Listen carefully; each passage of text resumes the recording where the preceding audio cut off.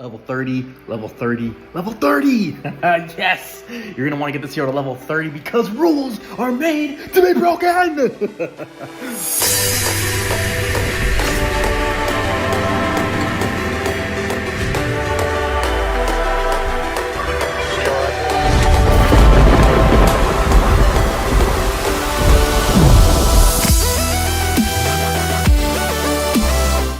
Yo, what's going on here? Clash Couple back to a brand new video. The S plus of humans. I've been waiting all series for this. Here we go. Without any further ado, the rule breaker, the breaker of rules, Geo. More is lost by indecision than wrong decisions. However, I don't want him to say that. Say something different, bro. More is lost by more is lost. No. Rules are made to be broken. Yes, and this dude really does break rules, hands down. So without any further ado, he is a assassin, purple as you can see, and a human as you can see in the middle. Okay. First things first, his first core skill, Revolving Hurricane. Geo launches 3 attacks against all enemies with a boomerang, dealing 30% of attack as damage each. The attack deals 200% of attack as bonus damage to the enemy with the lowest HP. You already know what I said earlier in previous videos. What if you put a team together that only focuses on the lowest HP heroes, and he would be one of them? Just saying, right? Okay, level 2, increase damage to 40% of attack as bonus damage. Increase damage to 40% of attack and bonus damage to 250% of attack. Launch a combo against the enemy with the lowest HP if their HP falls below 50%. Oh, level 3, this is going to be deadly. Increase damage to 50% of attack and bonus damage to 300% of attack. Launch a combo against the enemy with the lowest HP if their HP falls below 50%. Yes! Woo! Moving on to Energy Leech. When Geo triggers follow-up attack, reduce the enemy's energy by 20. Has a 20% chance to silence the enemy for 2 turns. Level 2, increase energy reduction to 30. And level 3, increase silent chance to 30%. Now, while he is a phenomenal S plus human assassin hero, I have one issue with this. It's extremely rare to see him silence somebody. It really is. I swear, maybe once in a blue moon, even if I equip my maxed out Devil's Fang that increases debuff by 60%, it's still extremely rare to see him silence any enemies. It really is. So I wouldn't focus on that part at all. If you silence enemy with shield, then you should be gracious. You should be, just, you know. However, I do like the increased energy reduction to 30. Okay, moving up to follow-up attack. Geo lies in wait, striking when a unit dies, dealing 250% of attack as damage to the enemy with the lowest HP. There you go again. Focusing on the lowest HP hero. Level 2, increased damage to 300%. Level 3, increased damage to 400% of attack. Level 4, which is 9 legendary relics. If the HP of Victorious Pursuit target is below 30%, then deal extra damage equal to 150% of attack. Attack, attack, attack! Let's go, baby! Woo! Okay. Next is Mechanical Assistance. Increase Geo's base attack by 15%. Level 2, 25%. Level 3, 30%. And 3 legendary red relics. Increase base attack by 40%. Oh, baby. Hands down. Now, moving on to it. I don't have his awakening skill? Oh, goodness gracious. Oops. I'm slacking, yo. In the first 2 turns of the battle, increase attack by 20% and crit by 20%. Cake-a-doodles. Okay. And let's go over to his gear. His exclusive gear skill we have is TikTok, baby. Level 1. Whenever a follow-up attack is triggered, increase all subsequent damage the target receives by 5% for 2 turns. Level 10. 10%, level 20, 15%, then level 30, 15%, and reduce its attack by 20% for 2 turns. When HP falls below 70%, 40%/10%, for the first time, cast follow-up attack level 3 once. Jeez, man, he gets follow-up attack 3 times on the... What?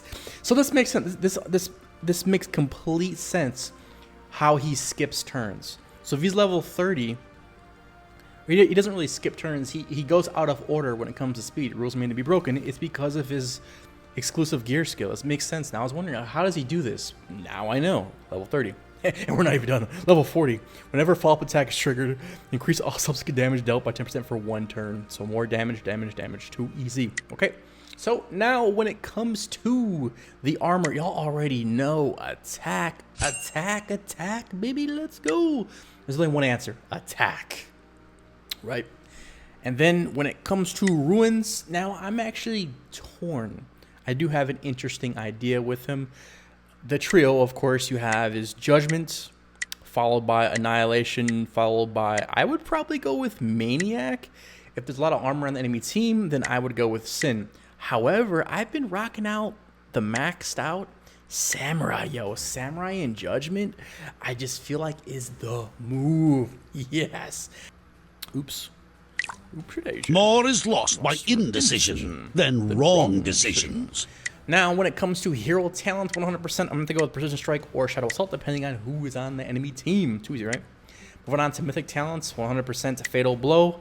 If it's PvE, then Giant Killer. Y'all already know. Or Weak Point for PvP. Fatal Blow, Weak Point, PvP. Giant Killer, PvE, depending on what your goal is, what game mode you're playing. Moving on to Transcendent Talents, we have as Wrathful Curse. Like I said, if you're going to have a high attack, he attacks a lot. So why not add the extra 15% to the enemy, baby? Let's go. The damage to 15%. And moving on to Eternal Talents. Now, I'm pretty torn between majority of these. You could choose Soul Gaze, Rapid Circulation, or Violent Smash. All are great answers. However, I feel like Rapid Circulation would be the move. Increased by 20 speed, and he has a chance to take another action, and it cools down every 3 turns.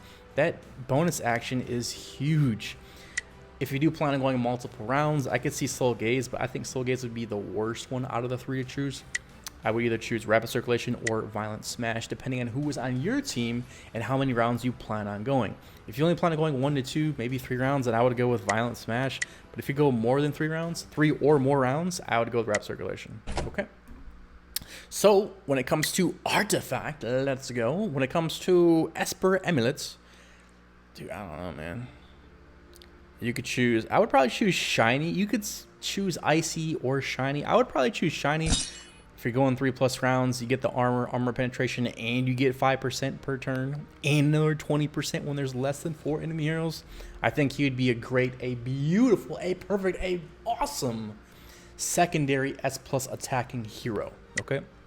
Moving on to Holy Praise, I'm gonna have to go with good old Sacred Splendor. I think that's beautiful for him. He has so many actions in 1 turn, so you might as well increase by 8% each time. Too easy. And when it comes to the Abyss, anything attack-wise, you could choose Devil's Claw, you could choose Devil's Horn. It all depends. Devil's Vambrace, the Sword, Bone Sword. Yeah, Bone Sword would be a good one too. No. But yeah, they're Abyss items. Not many people have those, and they're extremely expensive. Okay, now let's see what the game recommends. Tutorial, baby. Look at that. Devil's Horn 100%. They also recommend Devil's Bone Spike. You get the attack. I guess, you know what? I can see that. You get the attack and the armor penetration. Cake of doodles, right? You also get the HP. However, the only thing I don't like about Devil's Bone Spike is mainly for an attack of a defensive hero, because you're converting your skill damage into HP, which is cool, but it excludes bonus damage and true damage, right? So if you hit a skilled damage attack for 10 million, and even if the thing's maxed out, you get 50%, that's 5 million, which isn't too bad. It's just, I don't think that's the move for Geo. However, it all depends on the team, right? Recommended ruins. Talents are perfect. I understand this. Shadow Assault, Fatal Blow. Yep. Perseverance, absolutely not. Terrible idea. Rapid Circulation, 100%. Moving on to recommended ruins. I understand Apocalypse. I feel like you only use Apocalypse if you don't have anything else attacking-wise. I think it, yeah, I would definitely use it if I had maxed out Apocalypse. If I didn't have, you know, maxed out Rainbow Ruins, level 6 Judgments. The other ones, y'all already know, yo.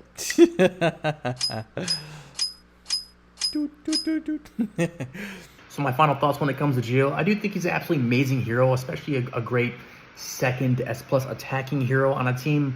But I don't think he's worth skipping the main 4 heroes when it comes to building.